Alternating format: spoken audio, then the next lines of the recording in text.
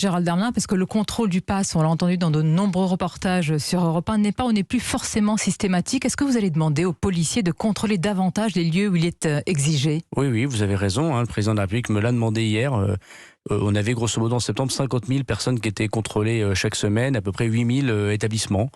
Et si je regarde les chiffres de la semaine dernière, c'était la moitié. 25 000 personnes contrôlées et à peu près 4 000 établissements. Donc le président de la République, vu l'augmentation du taux d'incidence, l'hiver arrive et le virus circule plus, nous a demandé de demander aux préfets, aux policiers, aux gendarmes de contrôler davantage, comme avant, comme en septembre.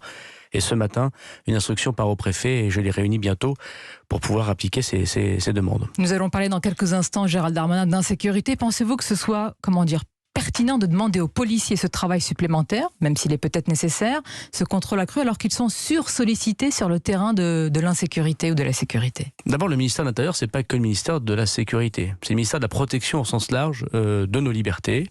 Et la crise sanitaire fait partie des choses que doit gérer le ministère de l'Intérieur. Ensuite, quand j'étais petit, le policier, c'était aussi quelqu'un à qui on demandait la rue. Où est-ce qu'on devait aller? Maman me disait, le policier a toujours un plan sur lui, tu peux toujours lui demander un conseil. Voilà, le policier, il n'est pas là que pour contraindre, que pour interpeller, même si c'est sa mission principale. Il est là aussi pour aider la population. Et ils le font, et c'est pour ça qu'ils sont policiers ou gendarmes. On aimerait tous que les policiers et les gendarmes fassent autre chose. On aimerait tous d'ailleurs faire autre chose que de gérer la crise sanitaire, très certainement. Mais les policiers et les gendarmes, dans des conditions difficiles, et eux-mêmes ont été très touchés pendant la crise Covid, dans une grande responsabilité, le font.